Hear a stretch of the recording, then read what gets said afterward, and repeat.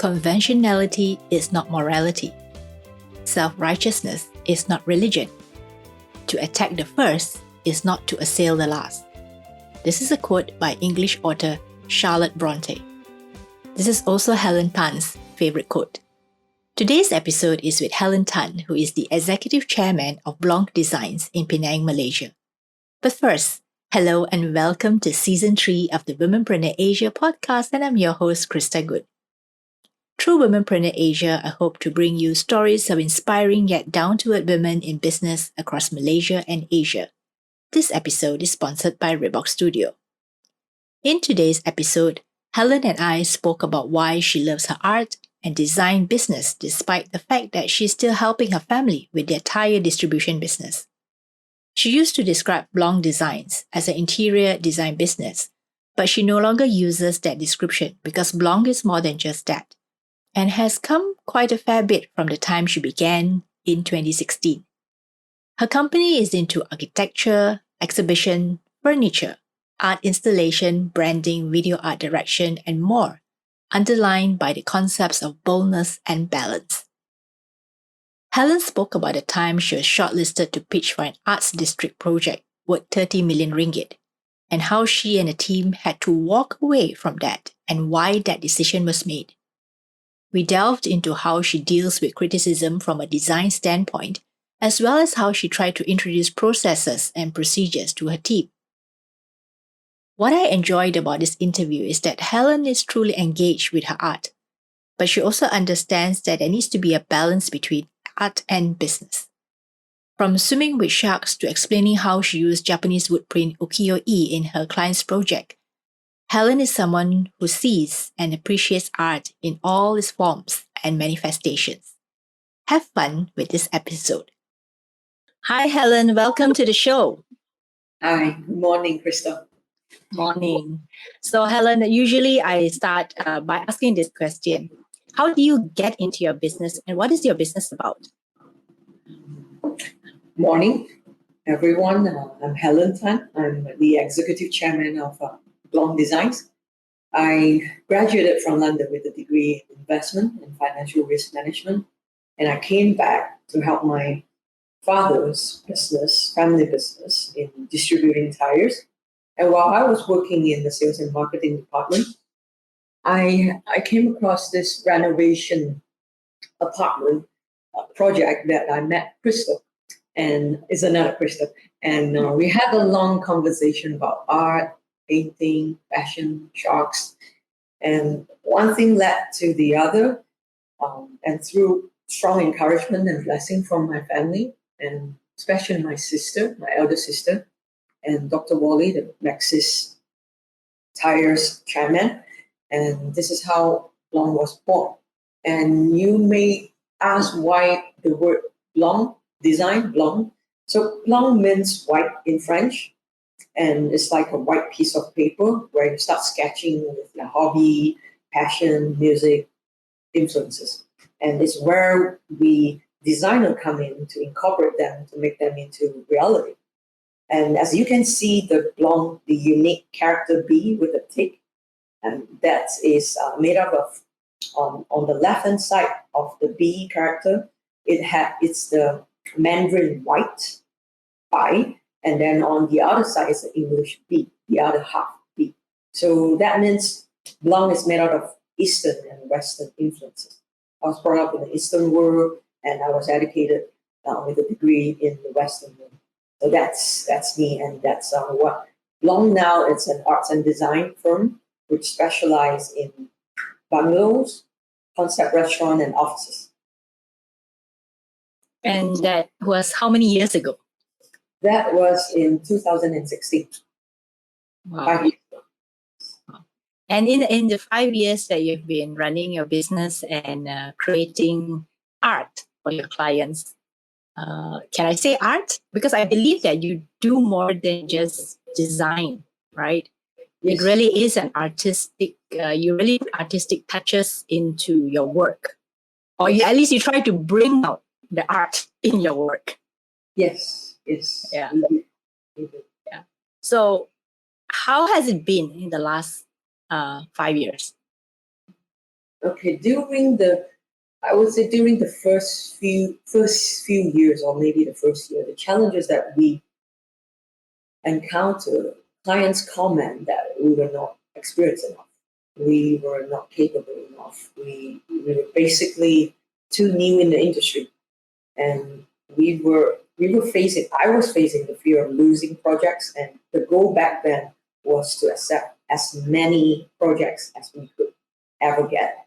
And while we were busy setting up like the SOP and finding a good team that can deliver, I would say it was passion and perseverance which got us where we are today.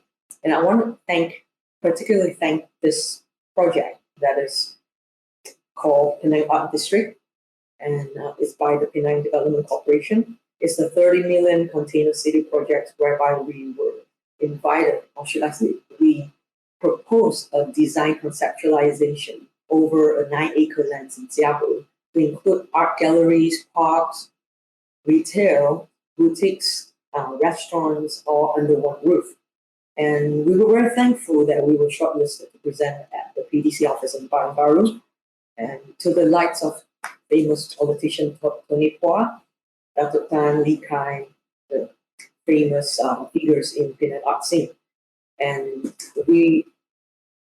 I think the project, we put out the concept name called Discover the Pearl of the Orient, which is what Penang is, Pearl of the Orient. So we put up the container city that is within. You can find Pearl of the Orient within Penang Island, and that is the hidden treasure of Penang Island.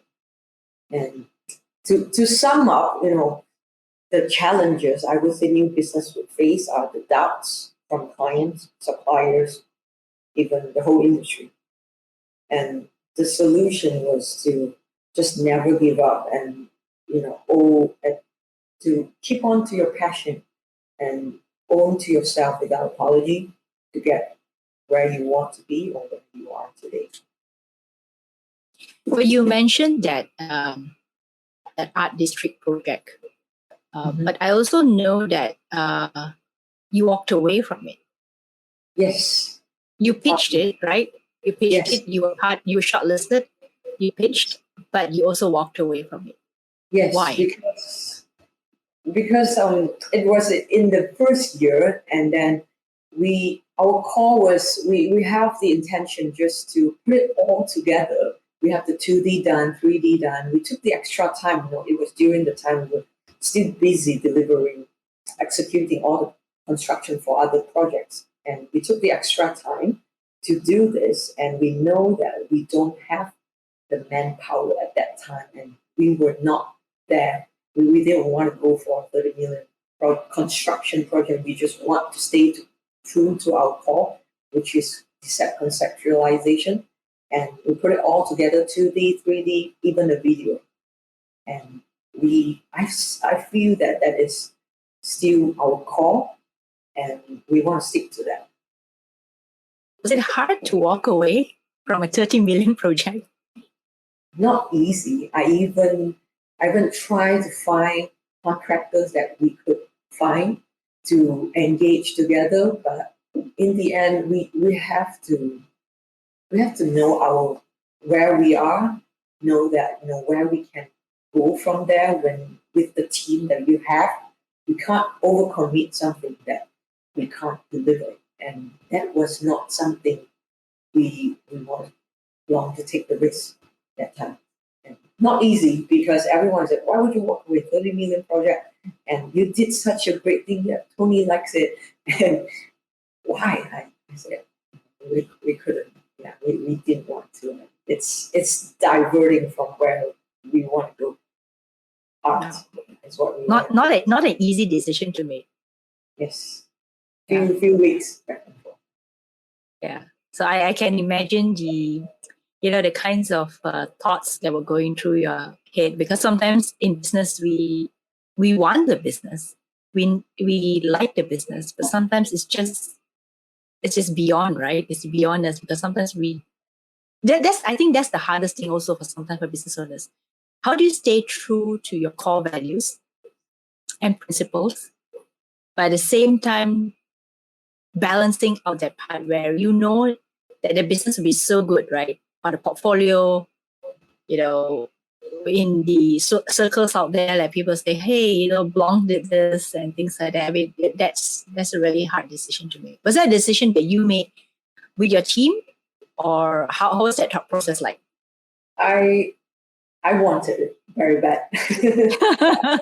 I have to listen. I have to listen. We had back and forth dispute, and we have voting system, and I have to listen to my team. And it's you. You are not. We are nothing without a good team. And it wasn't something that I can make the decision myself. It was something that we congruently have to agree to do. And when you have a team that is on the spirit to go to the direction where we are all aligned, that makes the team more motivated, and that makes the team more, I think, high spirit, and you don't have to micromanage that much when the team is with you. And that is something I realized later, that sometimes the things that you make decision that you didn't want, but you see the result later and you benefit from it. It's just that when you walk away, just don't look back, look forward, and focus on things that you can do in the future. I think that is very important. So ever since then, have you walked away from any other projects based on your principles?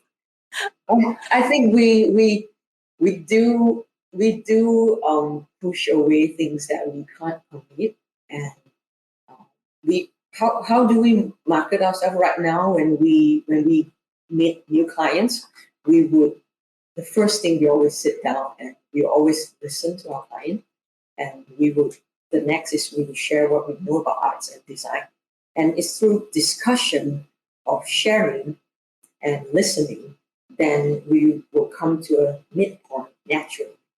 And for example, there is a Blanc project where we were engaged to do the full interiors of the apartment, and we were asked by the owner to make the guest bathroom special. The guest bathroom is not that big; it's rather small. And he just said, "This is the only place you can tell me what you do and make it special." And we had meetings. We have to talk about what do you want, and I share that whenever I hit mental block, I always get solution from the shower. And both the client and I agree that the bathroom is a space of inspiration, and let's make that the objective of this bathroom, inspiration bathroom. And how is this? How do we go about doing it? And our team came out that the first thing we need to do is make it like an art gallery-like environment. And the first thing we did was select a geometric tiles and make it more 3D in the bathroom. Put out the tiles and make it more 3D. Secondly, it's the warm lighting, mixture of white and yellow lighting to make it warm, more welcoming, more relaxed. And the third is frame out the art and the art caption label explaining what the geometric art is about. And it's just like whenever we go to museum or art galleries, we pay for the entrance fee. We go in with an open-mindedness. So that is something that we try to create a safe space for freedom of expression. And towards the second week of the construction of the work of this inspiration bathroom, I just called the team back. I tell you, every time I call the team back doing the construction, they hate me because I'm going to add something. They will hate me. What are you going to do? Meaning the construction team, right? Yeah, doing a second week. I say, just contractor, please just on hold 1 day for me. I need to meet the team. Just give me 1 day. I say, I need to enhance the inspiration bathroom with music and technology. I said, we need a ceiling speaker. We need a sound system that can connect to the client's Spotify playlist. That was in 2018, where Spotify, the app, the music streaming app, was on the rise. So I said, we need to add this music and technology in, and they tried to satisfy what I want. And then I want to thank them. I want to thank the team. I want to thank the contractors, and I've after the completion of the inspiration bathroom, I have asked the owner to let me try personally myself with my own favorite playlist. And the Try bathroom as in showered, right? shower, yeah. You So went to the shower. yeah, so the shower experience was amplified. You know, the inspiration, the confidence level boosts up. You know, it indeed is the equivalent of mental shower, literally and metaphorically. And the result was good, and I was happy. The client was happy, and we want to thank you, the client, for giving us the time, and then the team, just the whole thing. We were very grateful. Oh. So after that, have you had any more requests to do inspiration bathrooms? Mm, I think one more. But the thing is that, the house is already renovated. I need to have the wiring to be connected to the ceiling of the bathroom, and that was a bit of a challenge for the owner because they didn't want their room to be the apartment to be very messy. You know, you're gonna hack the wall and then you need to do the plaster ceiling, and then we ended up just uh, asking them to you can try with a Bluetooth speaker, but it's if you want next time, if you want to change the whole tiles of the bathroom, you want to change the shower equipment and all that, we I think we should come in and do it, as a whole. Then you wouldn't mess up your house if you don't do that. Yeah. Yeah, Especially construction work, right? yeah, and the owner was like, they were very surprised that never they would think they would play so much music in the bathroom, and I think, like you said, we wouldn't know until we spend more time in the bathroom. Yeah. And I think most of us do agree that the bathroom time is a time for us to really think. Yes, meditate, and it's like a safe place to talk to yourself and find the voice, and find yourself. Yeah. So I think it's a great way for you to get that process going with a bathroom that gives you all kinds of sensory stimuli. So besides the inspiration bathroom, which I know you're very happy, very proud about. Tell me about other projects that you have done that you're proud about. We did the Dandy restaurant. We did the Queensway Dandy restaurant, and then Arena Curve first, and then the Queensway, and then the upcoming also the Setia Alamans. And what dandy means is man with style and fashion. I think you know the word. And Dandy restaurant was founded by both husband and wife. Husband Jamal being used to be a CNS engineer in Dubai, and wife Michelle is a graduate architect. So when they briefed us about the interiors, they didn't want it to be too fancy, and they didn't want it to be too edgy. And they also brief us about Dandy's belief and philosophy of modern food culture, and for everyone, regardless of race, gender, and age. And we came back with our team, and then our team solution in design was an ordinary approach for interiors design. So we used shape and color to project the Dandy's belief and philosophy. For example, first, the shape, the circular shape that you keep seeing from their restaurant, the focal point reflects Dandy's core value of togetherness and inclusion of diverse culture and religion. And the second is the color, pastel blue. It's very neutral, at the same time fashionable. And the third is the highlight color of gold. You might ask why gold? Because it represents Dandy's attention to details for food, fashion, interiors, everything. And I won't say that we were lucky to have such clients and people that we can have in-depth conversation with to about arts and design with both Jamal and Michelle, and we enjoy each other's company. And I have to admit, it's not easy to align, to have align or find aligned clients along the way. And I will take this opportunity to thank another client of mine, its latest client, also for giving us 100% trust in purchasing a special granite stone from KL. him not being with us at KL, he was not present, but it was through a phone call. He gave us a full green light and same day inspection of each slab, and then we signed, and then immediate confirmed purchase. I don't know what else we can ask for. We are just very thankful with all this aligned customer, trusting customer. You've been very lucky to get good clients. We are lucky, we are grateful, but we also went through the times in the beginning of days when people have doubts, and we still will have that, but the confidence level have increased through accumulative projects and more. It's not the true color comes out, and then our unique selling comes out.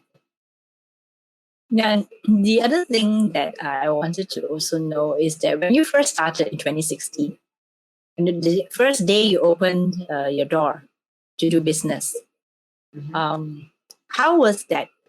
How was the marketing like at that time for you? Or what do you do to let people know that you're in business? Hey, let's do business together. I think in the beginning, like I said before, whichever new client we met in the beginning stage, we just told them we could do everything. Anything design you want, we can do it for you. Without knowing what we were very good at, although we were innerly, we know that we are connected to art, we were passionate. So every project that come in, it's very funny. We will tell our designer that whatever we propose to our client, we gotta add the art element. Give me the wow factor.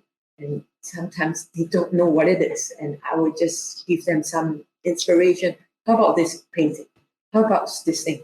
And they would just start cracking. It keeps them thinking, because I'm not an easy person, but I'm also the person who can extract the juice out from them. And I feel that is something without the wow factor, customer clients will not feel unique and exclusive or special about their design they get from Blanc. So it seems to me that after that start, now you know your style, or you know what you really can offer to clients who come to Blanc, right? Yes. So what is that style now, or what is that specific focus of yours right now? Right now, the focus, one being the inspiration bathroom, that's something that we wanted to build and develop. And second is we love art. And for example, I talk about it when what we were influenced by when I was a child.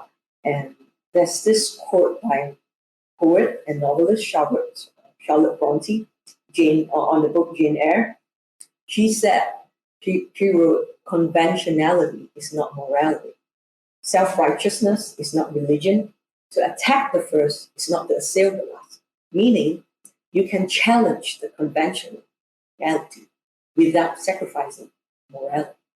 So you can have modern practices of things and still not sacrifice, and still can be a person with morale. So in terms of art, I feel this is very related, because when I read her book, I just felt that I can see things differently. And when I think back now, what we do, for example, like a conventional wall hung 2D print, we usually see our painting that is on wall hung, and we change it, we transform them into a 3D glass divider.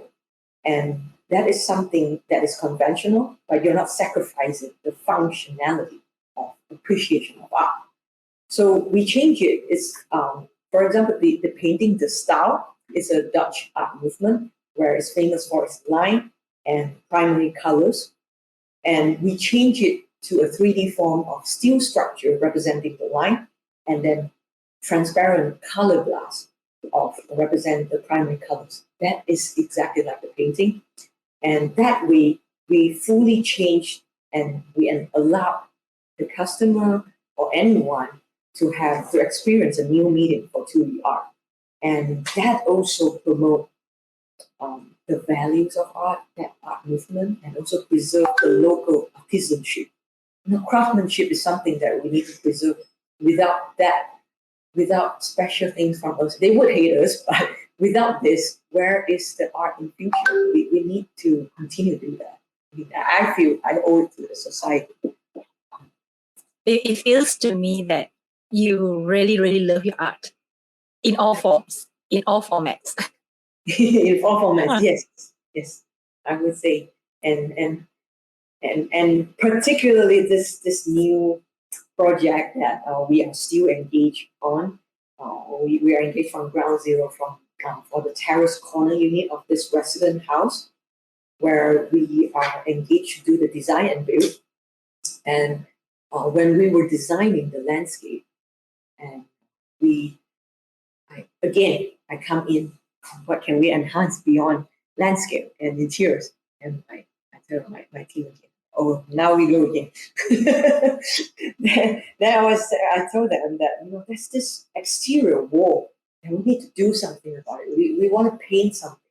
And we were going through, because the garden is a Japanese Zen garden, the clients love Japanese Zen garden thing. And we were looking at Japanese prints, patterns, motif.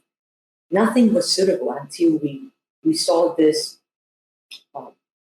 particular landscape art that is by this artist called Hiroshige from Japan. And we were inspired because we were fascinated because it's vertical format, unlike the usual, the horizontal landscape. So it was vertical to capture us, and then that L shape, we wanted to paint that.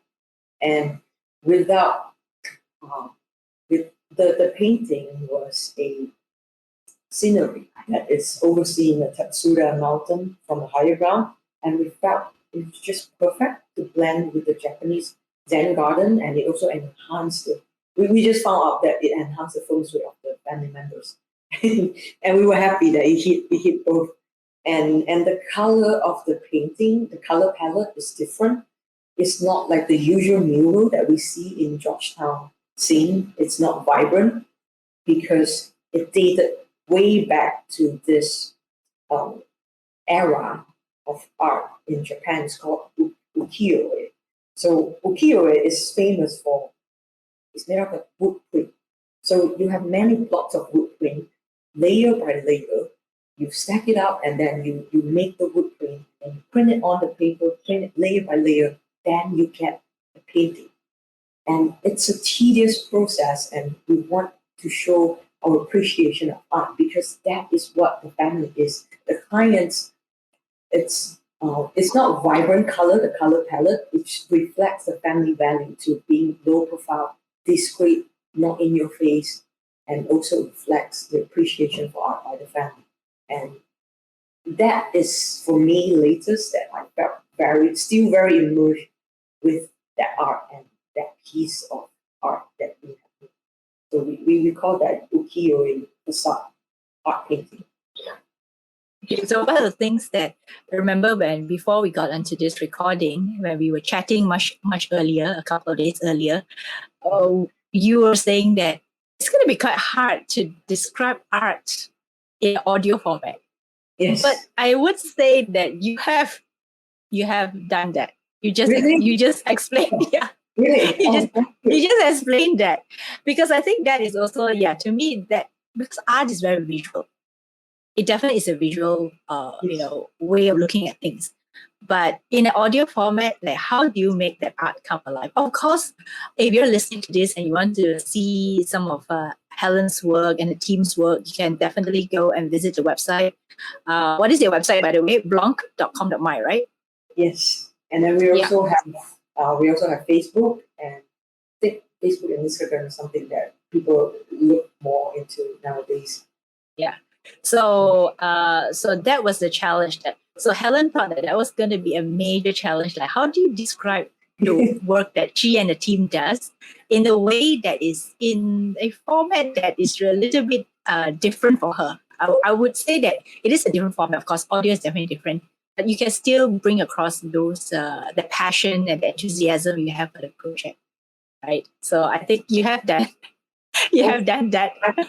I'm surprised. I was worried. I kept telling you I need to show the visual, but I'm very I'm very surprised that and very thankful that you mentioned that it connects to you and it makes sense to you through audio. Yeah. So now that we talked about your work, the things that you've been doing the last couple of years, what about your life growing up? Were you always this artistic, passionate about art, and always into artistic ventures and things like that? How was your growing up like in Penang? Growing up, I wasn't a good kid. Why do you say that?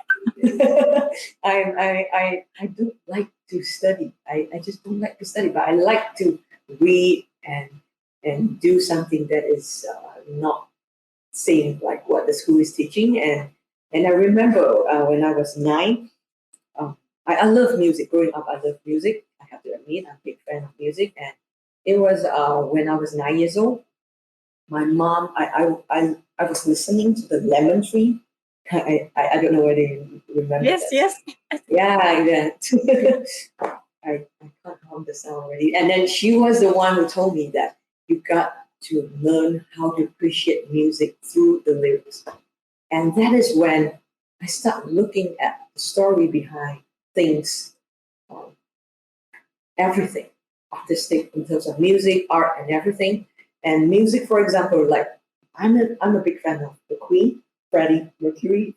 If you've seen the new movie a few years ago, the song Bohemian Rhapsody, he's such a genius. He changed a typical song structure whereby there's verse, chorus, verse, chorus. He changed it to a 6 minute unstructured mix of a cappella, ballet, opera, rock, guitar solo, and just so effortlessly. Freddie was an avant-garde singer-songwriter, and then I think he is the master in synchronizing voice to any beat. He can just hum through beat with his voice simultaneously, just like Michael Jackson can dance through any beat with his move. And it's something that until now, Freddie is someone that who I'm still inspired by. You cannot get people like this. It's like born with it. And I grew up listening to Queen, and I still listen to him. Are you still curious about things? Because I think that to be in art, you have to be curious, right? Yes, I feel so too. I love fashion too, and also whenever there is, I mean, being a lady, loving fashion is a normal kind of typical thing.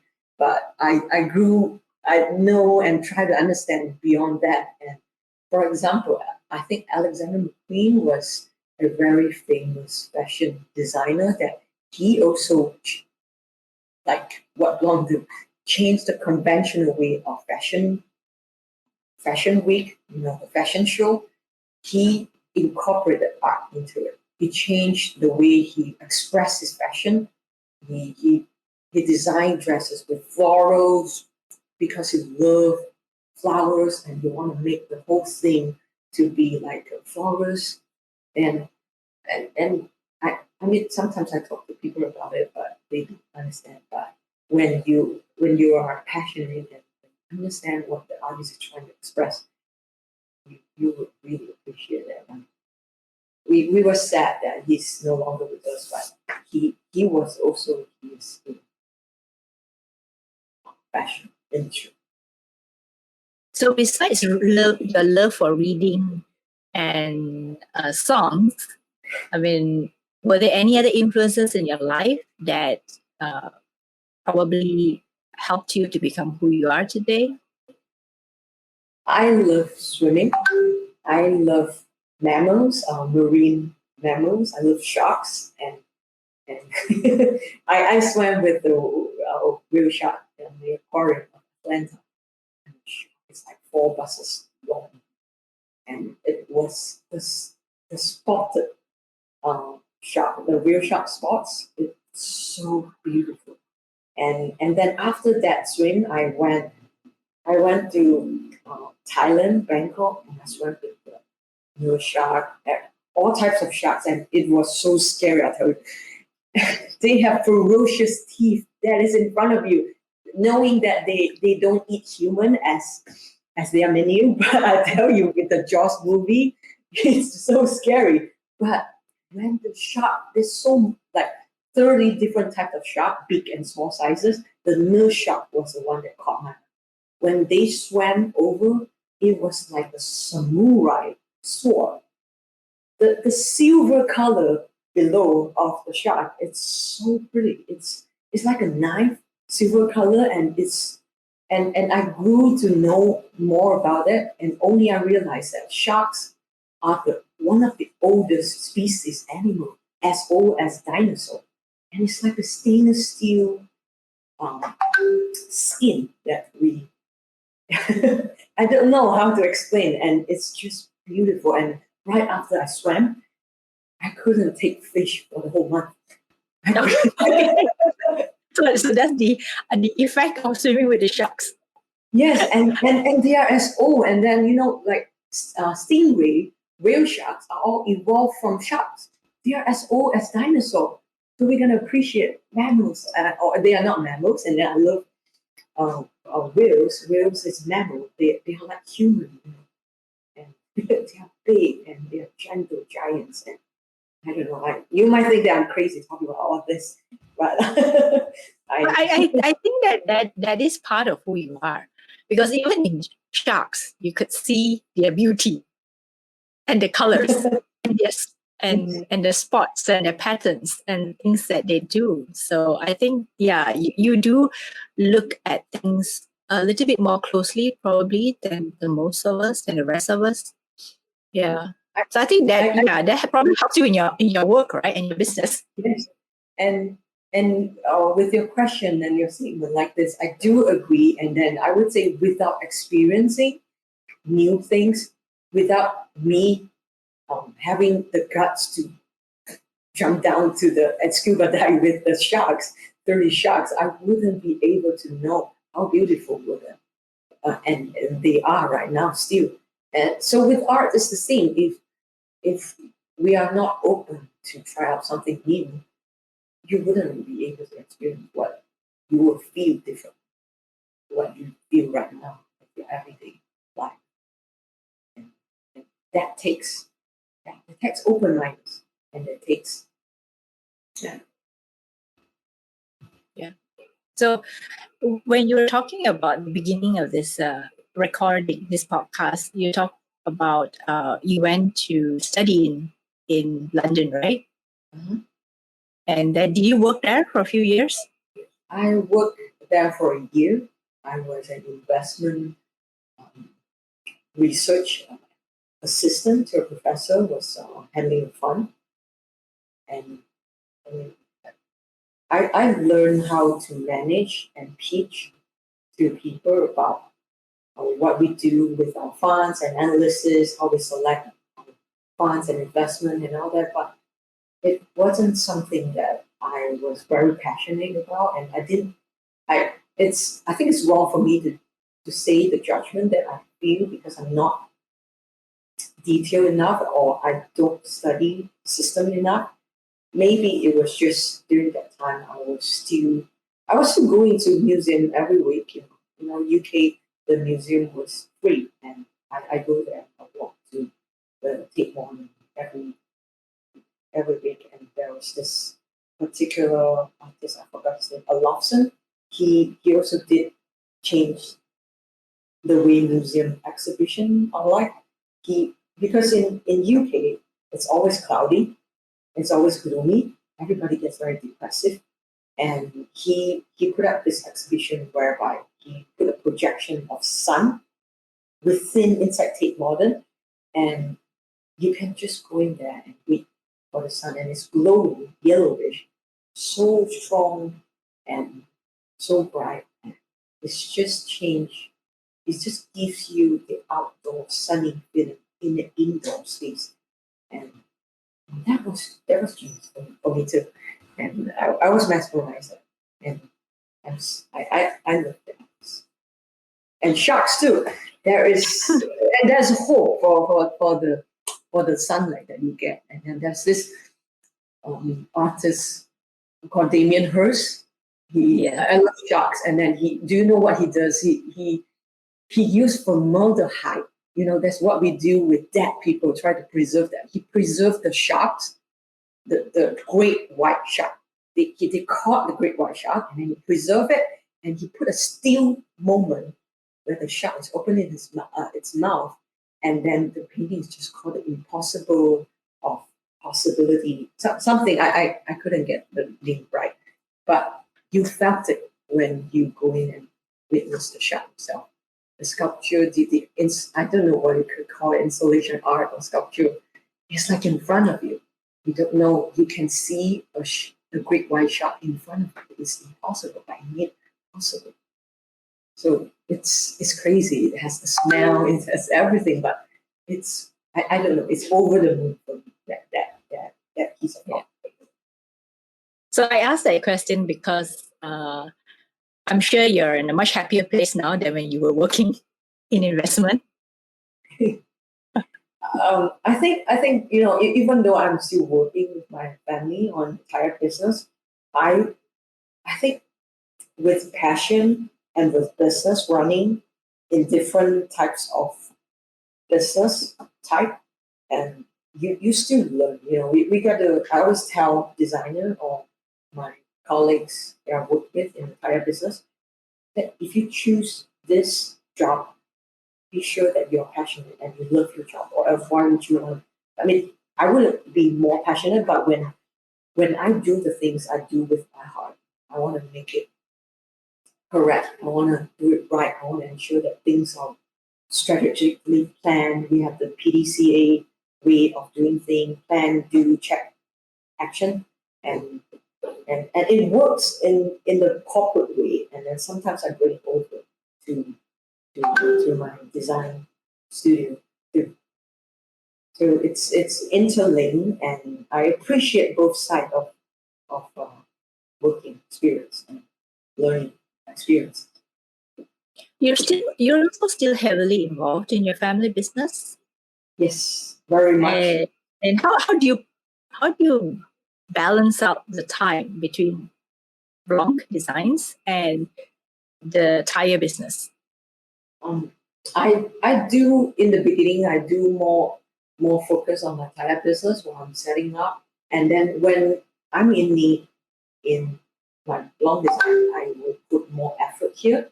Whenever we have project updates or something, I will always be there. I will ensure that I will be here, and then sometimes I go to sites because I have site supervisor. I have my head of designer, and then it's a small team, but then we still do. For example, we still do daily reports, and they got to write on the WhatsApp group that what they do today and then what they plan to do. It was not easy in the beginning when we tried to set up because being designer is I try to bring the SOP from corporate world and come over, and then it was madness. They cannot understand what are you doing. but I keep telling them, and also my chief consultant Crystal, she also helped me to explain to them, and we didn't bring literally kind of daily report over, like so intense kind of reporting. We just put it on WhatsApp. Just tell me, what do you plan to do, because we didn't realize that people don't actually plan what to do next day.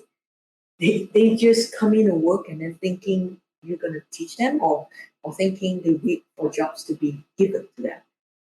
And with the planning, you make them think, and then it also helps the communication within the company better, and also at least I know what they're doing, and at least they know if we have any comment, we can always share it with the group chat. And it's self-managed, and it also helps them to monitor themselves. And they are able to clearly plan out their work. It's not easy to balance two segments, two different types of business. So I don't get much sleep too. I have to admit, yeah, because I'm being an artist myself. I'm a perfectionist, and I try to finish off the work night before I go to bed, reply email, reply WhatsApp, and people say that I'm too skinny because I don't eat enough. And I don't like to eat, and because when I'm thinking, I don't like to eat. A lot of people need food to think. I said, don't give me food. I need to think. But I try to understand. I try to understand, and then it makes sense, So nowadays, I do eat on time, and I try to feed myself food and nutrients. Okay. So now I also want to ask you a little bit about like after you were in business for these many years, right? What have you really learned about yourself, as well as of course business? But what has business kind of made you realize, compared to before you started this business, right? And then now. So, were there any changes in thoughts or how you experience life and doing the things that you do? Of course, just now you mentioned that you try to bring some SOPs over from the corporate world to your design team, but it took some time to get them accustomed to it. But what about yourself personally? Do you have any realizations? I think the most that I get from working both in the tire business and design is that theory is only a knowledge, and when you have a strategy plan or you have a plan that you have laid out, you want to do something, uh, the vision can sound very rosy, but when you put it into work, you have the reality, you have the resistance, you have a different age of people that you need to manage, and we can't really push through like bulldoze over your thoughts or your vision, because at the end of the day, our speed is as slow as the person at the lowest speed at all of our team. So we got to respect that, and no matter how good you are or how fast you may turn, you are still not as fast if your team is not that fast. And I wouldn't complain. And it's not about their capability. It's just that different people think differently and understand differently. I might be very good at what I think, but I'm not very good maybe on practicality. And I listen. I learn the most is listen and practicality. And in the beginning, it was quite hard because I would always feel that, oh, this is the right way, and I learned my lesson through failures, that if things doesn't work, and I'm very open minded to admit that it didn't work out, and I have to listen, and that's what we also try to tell our designer too. We will practice, and once I learn, I always pass it to my staff and my colleagues, our team, that we need to listen. We always listen, then we meet at the midpoint, then we were able to get both parties solution and make a review. I listen to It's my not. team. It's not an easy. It's not an easy task, right? It's not easy, but it's effective. When you see it's effective, you gotta admit. And I have to admit, it's effective this way, and the team sees it, and you feel the togetherness because you're aligned. Your vision, your understandings are aligned, and you express it. They understand, and when they express back, they feel that, oh yeah, we got to listen. Yeah, we got to listen, because designer, especially design, we always have our own thoughts that we want to express, but without listening what clients want, how are you going to connect what you want to express with them? It's not about you expressing your own art. If I paint my own art, I can express however I want, but I'm doing something for their function, for their purpose. So we can't, just like how Jane Eyre book say, conventionalities. It doesn't mean that you have morality, and doesn't mean you change the way things are. Then you have to sacrifice the function. So we have to ensure that we get the function right, and then we just create the beauty for the clients. And bold and balance. So you can have bold in creativity, balance in functionality. Because I think it is a hard thing, especially in design, where designers design because they believe in their designs. Yes, they And believe. create, and the ability to be different and unique. But at the same time, sometimes I also believe that feedback, or we call it advice or input from external parties, especially from, just say, clients or people who are out there, it can be quite hard, because I think a lot of designers take it that it's their baby in a way. It's like that piece of art is like, this is my baby, right? How can you criticize my baby? I always share that, an art is only an art without without appreciation or without investment. Without people investing in you, we are nothing. So, I mean, we can lay out many examples. Who is Van Gogh if nobody really want to pay for the painting? And what is Mona Lisa if it's not the most expensive portrait in the world? I mean, we can't measure it with money, but I'm just letting them know you're gonna have someone who appreciate it besides yourself, and that person who needs to appreciate is your client, unless you're doing it for yourself. Then you can paint or do or create whatever you want. Yes, Okay, so I think that itself is actually the balance, actually, for a lot of people in artistic businesses, right? Yes. It's like this balance. And I always also tell them, limitation helps an artist do better. Imagine I give you something to draw and then I don't give you any direction. Can you finish in one day? You can't.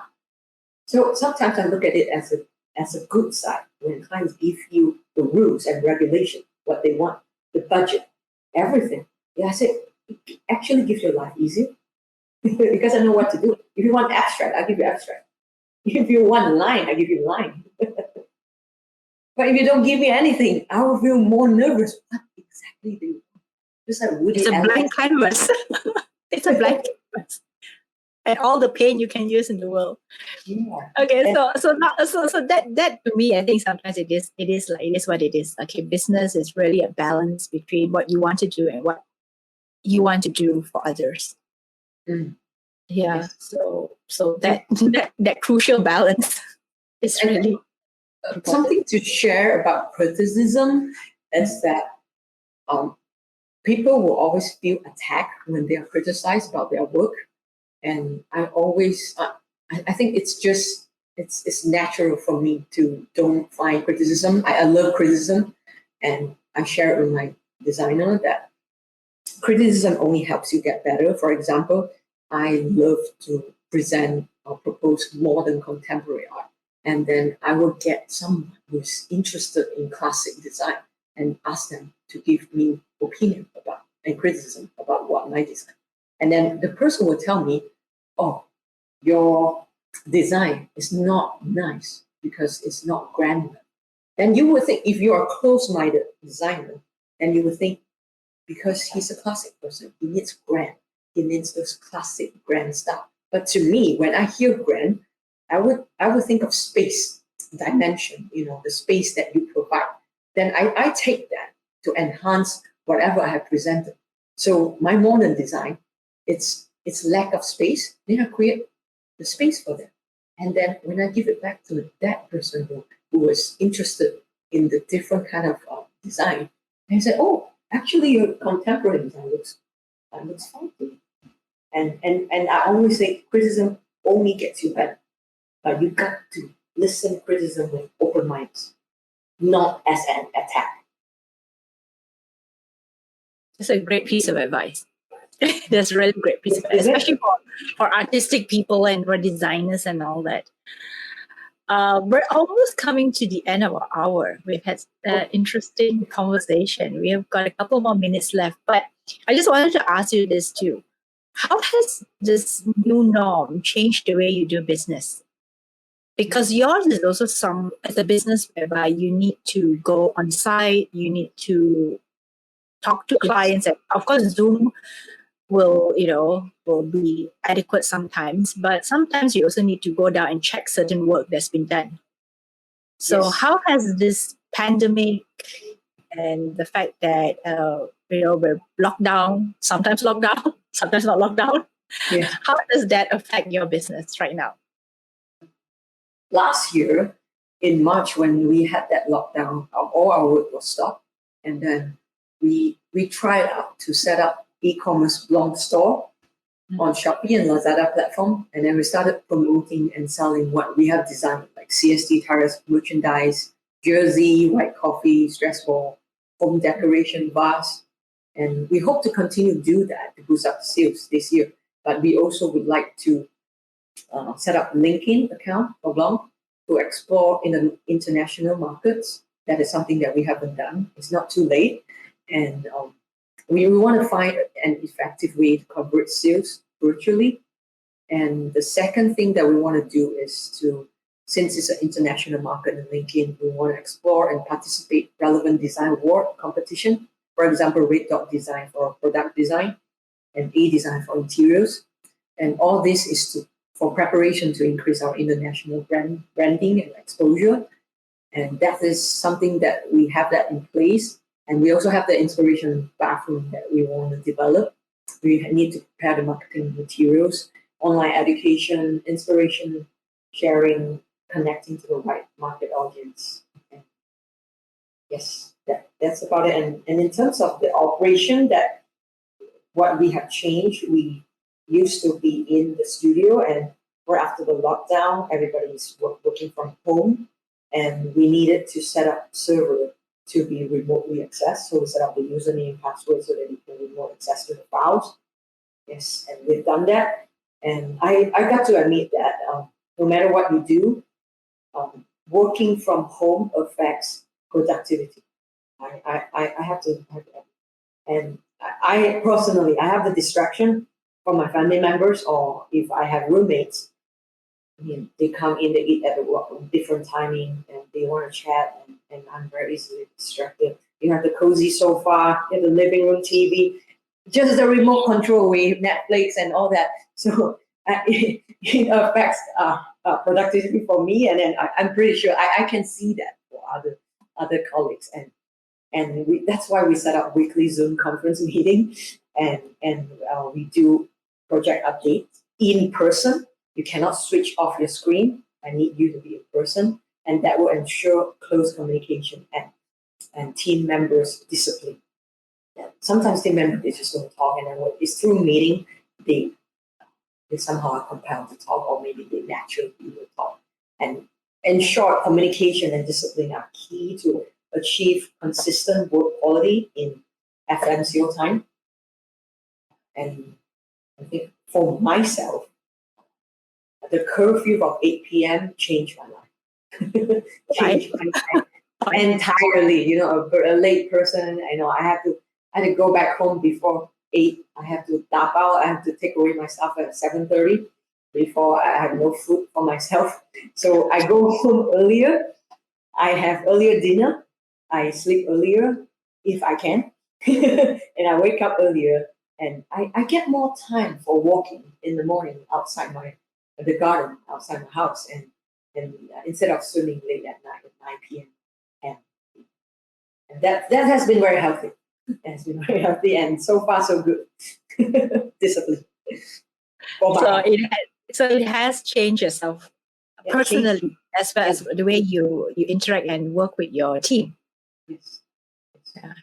So do you see that anything will change in the near future, given that we don't know what's going to happen, right? I mean, there's some uncertainty, I guess, for many businesses, that we really like in this limbo, right? Like at the same time, we're so used to 8 p.m. curfew, like you say. But at the same time, okay, that part makes it easier because, like you say, we're having dinner earlier. Same for me. I just feel that our lifestyles have become, in a way, better because of the earlier eating times and all that. But do you foresee that in the near 2 years or 3 years, will this be a continuation? I think a good thing should be brought back when we are back to normal. But to be honest, if everything is gone back to normal, where curfew is not 8 p.m., every business will be working late. And being Chinese and being Malaysian, we are aggressive. We are hardworking people, and it's not the culture to go back home early when you don't have to. So I think it will go back to normal, but I will still appreciate the curfew. So it's a catch-22. You appreciate one side, but at the same time, the other side also is how the markets and and function when we go back to normal. So we just kind of that is just the normal routines now. We will be looking back. It's as much as frustration that we are feeling right now. So I try to. I know what are the things that I need to brought back: the communication, the maintain discipline, and then the time of clearing up my mind. I have early morning walk. I will continue doing that. Okay. And final question before we end this recording or this episode is that what's that one key takeaway that you want our listeners to remember? We've spoken for an hour. We've talked a lot about your life, art, books, music, how to run your business, what was good, and how you've been very lucky to have good clients and all that. But what's that one key thing that if you could impart to the listeners or people who are listening to us right now, I think what would that be? Before I leave this wonderful podcast, I would like to thank Crystal for having me and for all your deep and thought-provoking questions that led me to have more reassurance and more clarity in work and in life too. And lastly, I would like to share my own quote to everyone that we did with Lexus for International Women's Day. The quote is, "Life is an art. Sketch your dream with passion, color them your progress with love, and refine your life with appreciation." That is something I feel, I hope they will understand and also apply to their life. And hope this storm of COVID will be over very soon and things will be all right and we will get through this together and stay safe. Thank you. That's a wonderful, wonderful quote to end our session together. And I also had enjoyed my time speaking to you because I think you're really unusual in the sense that you have the support of your family while you run your own business, even though your other part of you is still in the family business. You have the full freedom to do what it is that you really want to do with your life. Have to thank my parents too. They are a great contributor to what I can do today, what I am today. Yeah, greatest and my greatest idol too. Yeah. So thank you, Helen, for a great conversation that we had today. A great way to uncover the mind of someone who is not just in business, but someone who is in the creative business, and whom much earlier, I think you were saying that, you used to describe yourself as doing interiors, and then now you've just thrown that idea out of the window and just say that, well, you do art, right? Art and everything else that is related to art. I think that's also a great way to describe yourself, because from what I hear is that you're doing more than just interiors. Yes, arts and design, anything from office, restaurant, and home. Your home. Yeah. So thank you once more, Helen. We will see you again, hopefully, in other episodes when we bring you back again for follow-ups. Okay, all right. Thank you so much. Thank you. Thank you. I hope you've enjoyed this episode that I had with Helen, and thanks for listening. You can find all the links and show notes on our website, womenpreneurasia.com. If you have enjoyed this episode, please subscribe. If you're sharing this on your social media, please use the hashtag WomenprenneurAsia. In next week's episode, I'll be speaking to Vietnamese edutech entrepreneur Laura Pan, who came up with the idea of using gamification for education. Laura and her team created a platform named Easy, and we will get into a story of why this business is dear to her heart and why she is doing this. This is a woman who became a training specialist at the World Bank when she was 20 years old and started her first company when she was 21 with 30 full-time staff. She came back to the startup ecosystem in 2018 working for the Vietnam government, and now she's a startup founder of her own edutech platform, Easy Community, which is about a year old. Excited to get into her story? Join us next week.